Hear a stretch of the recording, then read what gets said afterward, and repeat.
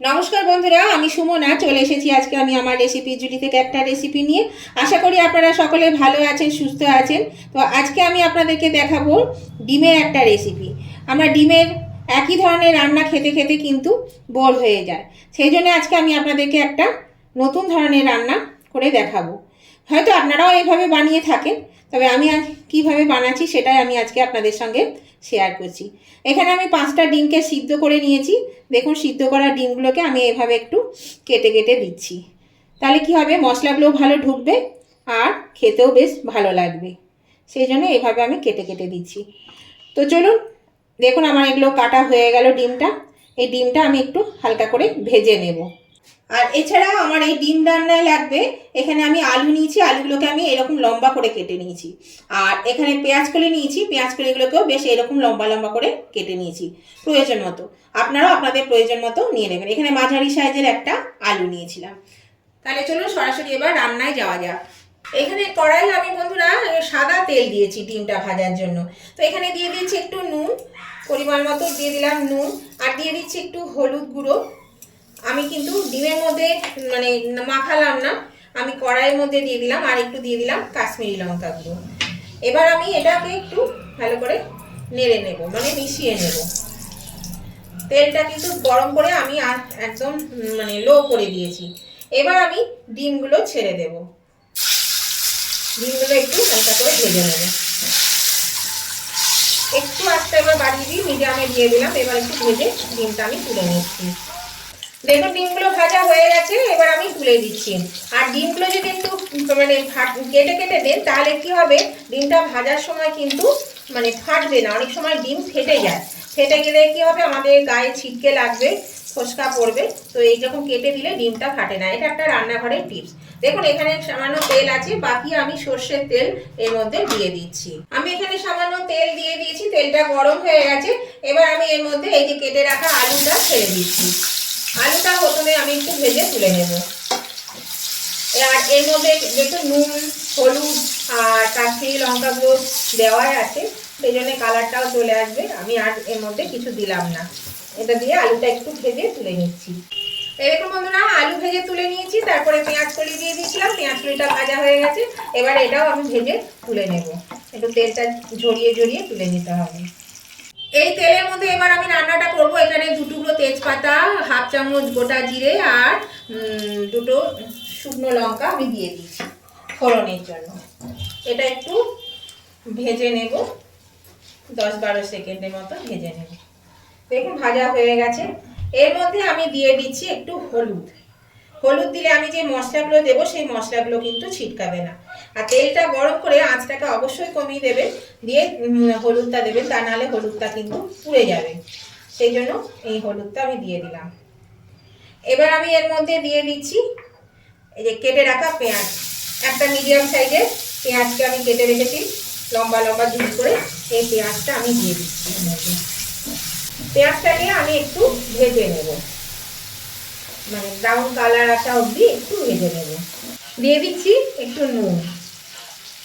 নুন দিয়ে দিলাম, পেঁয়াজটা তাড়াতাড়ি ভালো ভাজা হবে, সেই জন্য নুন দিয়ে দিলাম। দেখুন পেঁয়াজটা বেশ একটু কালার এসে গেছে, ভাজা ভাজা হয়ে এসছে। এবার আমি এর মধ্যে দিয়ে দিচ্ছি কাশ্মীরি লঙ্কা গুঁড়ো। কাশ্মীরি লঙ্কা গুঁড়োটা এই তেলের মধ্যে দিলে কালারটা কিন্তু ভালো হয়, সেই জন্য কাশ্মীরি লঙ্কা গুঁড়ো দিলাম। এবার আমি দিচ্ছি এখানে 1 টেবিল স্পুন মতো পেঁয়াজ বাটা আছে, পেঁয়াজ বাটা। এটা দিয়েও আমি একটু নাড়াচাড়া করে দিচ্ছি। এখানে 1 চামচ আদা বাটা, ঝাল অনুযায়ী কাঁচা লঙ্কা বাটা, হাফ চামচ রসুন বাটা, দিয়ে দিচ্ছি টমেটো একটা মিডিয়াম সাইজের, আর দিয়ে দিচ্ছি 1 চামচ জিরে গুঁড়ো, 1 চামচ ধনে গুঁড়ো। আর অবশ্যই কিন্তু নুন আর হলুদ দিতে হবে। নুন দিয়ে দিলাম পরিমাণ মতো, হলুদও দিয়ে দিলাম, প্রয়োজন হলে আবার পরে আমি দেব। এটা দিয়ে মশলা দিয়ে একটু কষাবো, বেশ তেল ছাড়া অবধি একটু কষিয়ে নেব। এর মধ্যে দিয়ে দিচ্ছি বন্ধুরা একটু স্বাদ অনুযায়ী চিনি। চিনিটা দিলে কিন্তু ব্যালেন্সটা খুব ভালো হয়। আর দিয়ে দেব এই যে বাকি হলুদটা, হলুদ দিয়ে দিলাম। এবার এটা ভালো করে নেড়ে চেড়ে দেবো। আর এর মধ্যে সামান্য একটু জল দিচ্ছি, নাহলে মশলাটা কিন্তু মানে পুড়ে যেতে পারে, সেই জন্য একটু জল দিলাম। এবার আমি এটা ঢাকা দিয়ে রেখে দেব মিনিট 3 জন্য। মিনিট 3 পরে আমি আবার চলে আসছি, ততক্ষণে টমেটোগুলো সিদ্ধ হয়ে যাবে। এই দেখুন বন্ধুরা, আমি 3 মিনিট পরে ফিরে এলাম। ঢাকাটা আমি খুলে দিলাম, দেখুন এর থেকে তেল ছেড়ে দিয়েছে মশলা থেকে। তো এবার আমি আর টমেটোগুলো কিন্তু বেশ গলে গেছে। এবার আমি এর মধ্যে এই যে ভেজে রাখা আলু আর পেঁয়াজ কলিটা দিয়ে দেব।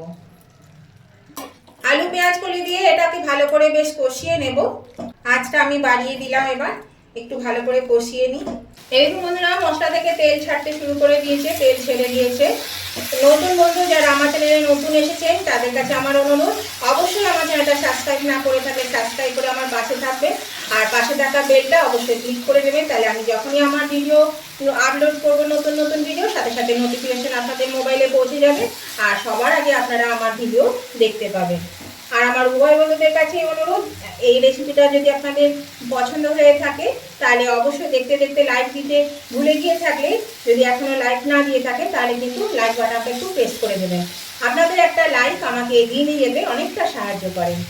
আর আজকের রেসিপিটা আপনাদের যদি ভালো লেগে থাকে, যদি খুব ভালো লেগে থাকে, তাহলে আপনাদের বন্ধু বান্ধব আত্মীয় স্বজন সকলের কাছে যাতে পৌঁছে যায়, তার জন্য কী করবেন, প্রচুর পরিমাণে একটু শেয়ার করে দেবেন।